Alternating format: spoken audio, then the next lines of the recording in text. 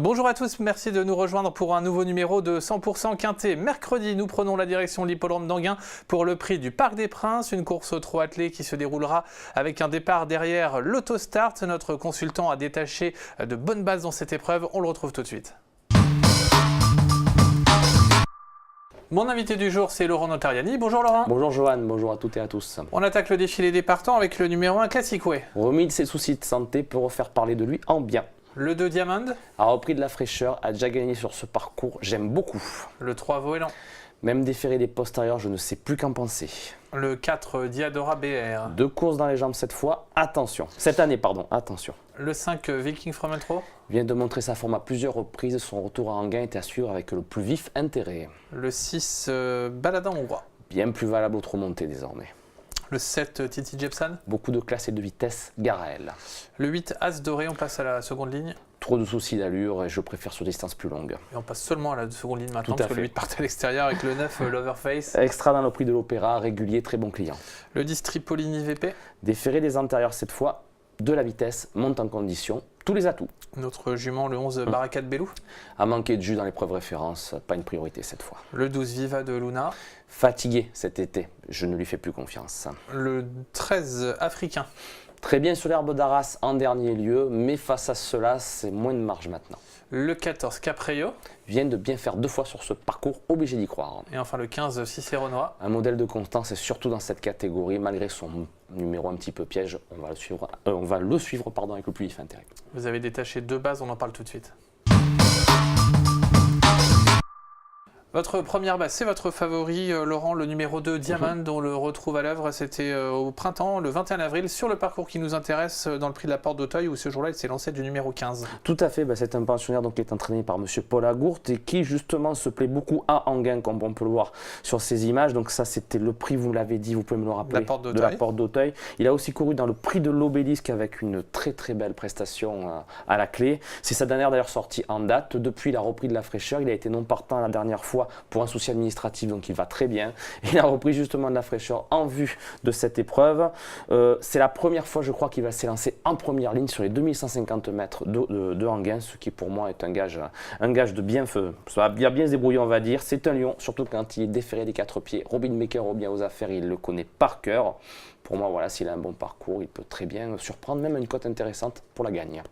Votre seconde base, Laurent, s'élancera en seconde ligne, c'est le numéro 14, Capreio. Oui, donc Capreio, ce qu'il y a de bien, c'est que ça fait... On le retrouve en course autant pour moi. Dernièrement, le 21 juillet, ici, toujours en gain, dans le prix de la Porte Montmartre. Désolé de vous avoir coupé, Johan. Donc là, justement, c'est bien qu'on voit cette prestation, parce que ça fait 2 fois qu'il court sur ce parcours et 2 fois qu'il répond présent. On sent vraiment que la vitesse, c'est vraiment son sport.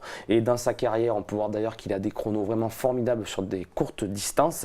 Bon, l'autre fois, là, je crois que c'était le numéro 9 du couloir qu'il s'est lancé sur ces images. On voit qu'il s'est vraiment bien débrouillé, il s'est montré courageux. Il va retrouver Franck Ouvry, qui le connaît par cœur. Et il a 100% de réussite à Enghien. Et son numéro en seconde ligne, ne m'inquiète pas plus que cela. C'est voilà. fait, c'est dit, c'est noté. Espérons. On passe au Challenger. 3 challengers dans ce Quintet Plus. Laurent, tout d'abord le numéro 9, Loverface. Oui, Loverface. Alors ce qu'il y a de bien, c'est que lui, c'est carrément le doyen de l'épreuve. Il a 10 ans. Mais est-ce que ça veut dire qu'il est défraîchi? Certainement pas. Il vient de bien courir à plusieurs reprises. C'est un concurrent, certes, qui n'est pas toujours sage, mais lorsqu'il reste autour d'un bout à l'autre de son parcours, on sait ce qu'il est capable de faire. Il est cette fois déféré des 4 pieds. Il ne l'a plus été depuis mai dernier. Il va débuter, je crois, sur ce parcours. Il est à l'aise sur piste place et sur courte distance. Même effectivement, si il va s'élancer en seconde ligne, ça ne m'inquiète pas. Et avec Franck Nivaro-Sulky, encore moins, il faut le suivre. Vous voulez nous parler également du numéro 5, Viking from Intro? Tout à fait. Depuis 3 courses, c'est vraiment très très bien. Il faut dire qu'il a été déféré des 4 pieds lors de ses 3 dernières courses, alors qu'avant il ne l'était pas, il était un petit peu en demi-teinte. Déféré des 4 pieds, donc il est vraiment incontournable. Il a souvent répondu présent à Enghien, mais sur des distances plus longues. La courte de distance ne m'inquiète pas, il a de bonnes références sur courte distance, sur d'autres hippodromes et sur profil plat.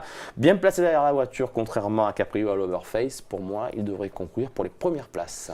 Et dernier challenger que l'on va évoquer, c'est le numéro 7, Titi Jepson. On va la retrouver sur sur l'hippodrome de la Capelle dans une course d'un tout autre niveau, puisque c'était l'épreuve du trophée à grande vitesse remporté par Bold Eagle. C'est ça, donc effectivement le TGV où je crois qu'elle concluait très excellente 5e. C'est une concurrente de classe qui a quand même conclu, il faut savoir aussi, 3e de la dernière édition de l'Olympia Travette. C'est une concurrente qui possède beaucoup de vitesse. On vient de le dire, là, elle va courir sans les champions, elle va courir vraiment avec des chevaux dont elle a largement la pointure. Elle est capable de surprendre. Avant de se quitter, pour terminer sur ce Quintet Plus, la stat, c'est tout simplement 100% pour un concurrent qui a couru 8 fois sur l'hippodrome d'Anguin pour 2 victoires et 6 places. Donc 100% dans les 5 premiers, c'est pour le numéro 15 de Cicéronois qui est dans votre sélection. Donc ça tombe bien. Exactement, c'est un concurrent en plus qui est régulier. Même son numéro un petit peu pèse derrière la voiture. Ne m'inquiète pas, il est capable de bien faire et de confirmer sa maestria sur le plateau de Soisy. Allez, restez là parce que Laurent a repéré un cheval pour vous. On reste sur l'hippodrome d'Anguin dans la 5e épreuve du programme avec votre cheval repéré qu'on va revoir à l'œuvre. C'était corde à droite sur l'hippodrome de Cabourg au début du mois. Il s'agit d'Eclipse Lignerie. Eclipse Lignerie, exactement, qui va s'élancer dans la 5e épreuve et qui portera le numéro 6. Elle a renoué ce jour-là de façon très courageuse à Cabourg sur la distance de 2050 mètres. Ça faisait un petit moment qu'elle n'avait plus gagné et elle nous a fait plaisir. Elle n'est pas toujours des plus sages, mais cette fois, elle va s'élancer derrière la voiture et on sait que le départ lancé va l'aider certainement justement à s'élancer du bon pied.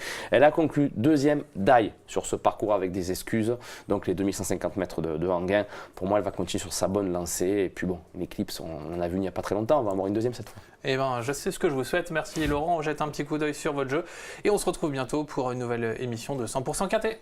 Merci, au revoir.